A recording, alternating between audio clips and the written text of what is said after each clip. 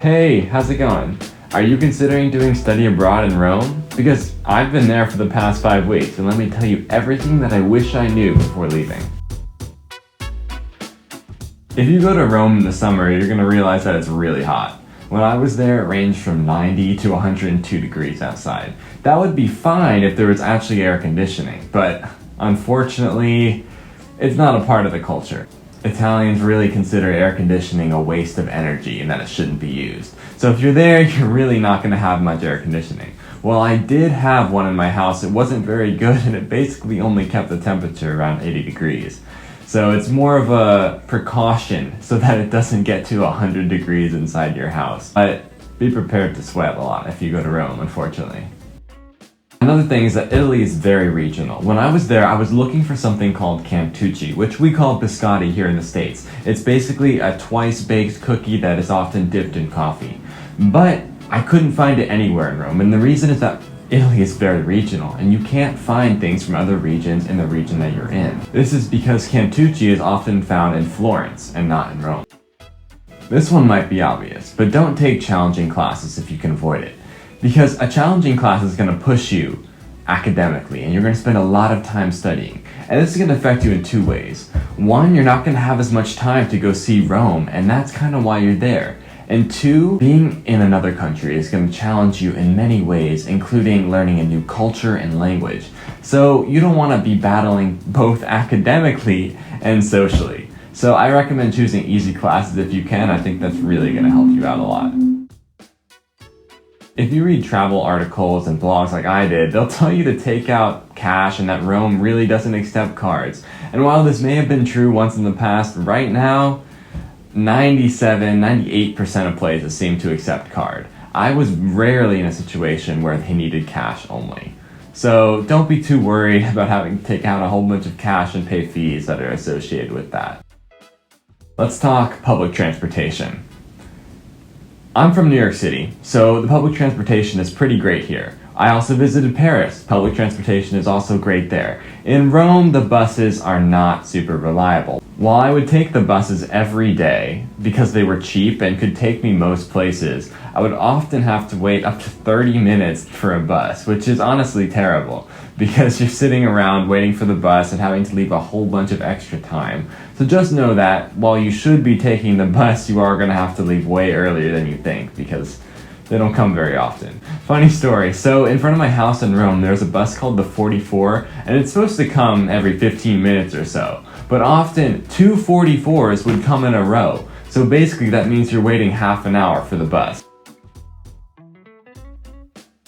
Speaking of public transportation, one of the things that is great about Italy is all the high-speed trains. I took one to Naples and it was only an hour and 10 minutes. And it was great. I was watching the speedometer and it said something like 300 kilometers an hour, which is insanely fast. My ears were popping while we were moving. It was that fast. These trains can basically take you anywhere, from Milan to Florence to Naples. You name a place, it probably goes there. Alright, let's talk pickpocketing. So, I never had anything stolen in Rome. But when we went to Naples, my girlfriend had her phone stolen out of her pocket. So this is how it happened and how you can avoid it. Me and my girlfriend got on this really crowded bus, basically no standing room. And some dude, as he was getting off the train, came in and grabbed my girlfriend's phone out of her pocket. She didn't realize for a few minutes, but people started pointing out to her and then she finally realized and her phone was gone. So what to avoid? Don't get on really crowded buses. And two, don't have your phone kind of sticking out of your pocket. This is not a very safe city where people will just leave that alone. This is Naples, this might be Rome, and your phone will get stolen if you do that. So please keep an eye on your stuff, keep your hand on it if you care about it, and don't get on crowded buses. Alright, let's talk breakfast. So breakfast in Rome or Italy is often just a pastry and a coffee. If you're looking for egg sandwiches or a nice American breakfast, you can find that, but the traditional Italian breakfast is basically a sweet and a coffee. So if you don't like that, unfortunately you're basically going to have to make something yourself. If you want to study abroad in Rome but you don't speak any Italian, no worries. I didn't speak any Italian before going and I feel like I wasn't at a loss at all. While I wish I did speak a little bit of Italian, most people there speak English, so you'll be okay. And I recommend taking an Italian class while you're there and really trying to learn the language. One thing that I found out is that butcher shops make incredible sandwiches. See, they have these incredible ingredients such as salami, prosciutto, mozzarella, burrata, all these delicious ingredients that they put on these sandwiches, and they're insane just because the quality of ingredients is so high. So if you want to get a cheap, great sandwich in Rome, go to the butcher shop. They'll do that for you. If you go to Rome, you're going to realize that places like Walmart and Target don't exist. So instead, you're going to go to this place called the Everything Store. This is a name that I've come up with because they basically sell everything that you could think of. Shampoo, books, pens, plates, forks. You get the gist. If you can think of it, they probably got it. I even bought a pillow because the one they gave me at study abroad was super flat. These stores are basically packed to the brim with shelves up to the ceiling, stuff overflowing, and it's really cheap too. And you can't miss them. I'll list the one that I used to go to, but there's a whole bunch around the city, so you'll find one.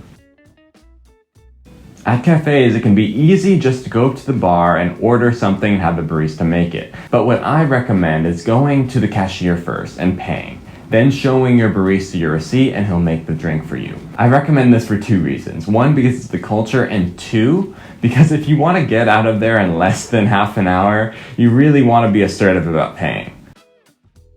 This is possibly my most important point, and that's don't study abroad for the nightlife. While the drinking age is much lower and it'll be fully legal to go out to clubs and discotheques, when I talk to my peers who came to Rome for that reason, I hate to break it to you, but most of them were kind of homesick. They wanted to go home because all they were looking forward to was going out at night. And so that's why you're doing study abroad? I think you should honestly reconsider because it's not going to be a great time for you.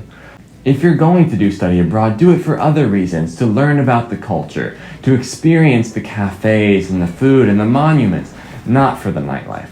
Please. One of my favorite experiences in Rome was going to the Colosseum at 4 a.m. Now, I know that's kind of early, but it was for a photography class so that we could photograph the Colosseum with no one in sight. It was incredible, and I highly recommend you do something similar if you want to see one of these great monuments, such as the Trevi Fountain or Spanish Step. These monuments get really crowded in the middle of the day around 12 or 11 or even 9. So waking up at 7 or 6 and going to see these monuments with no one there, oh, trust me, you'll enjoy it so much better. Plus, it'll be less hot, and you'll have a much better time. I studied abroad at the American University of Rome, and it was incredible.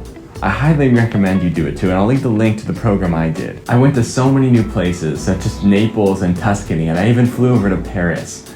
It's truly incredible what study abroad can teach you, and while it's not easy, don't get me wrong, there were so many times that I wanted to go home because I was just homesick.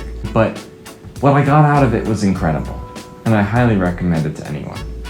Alright, I hope you learned something from this video, and I'll see you in the next one.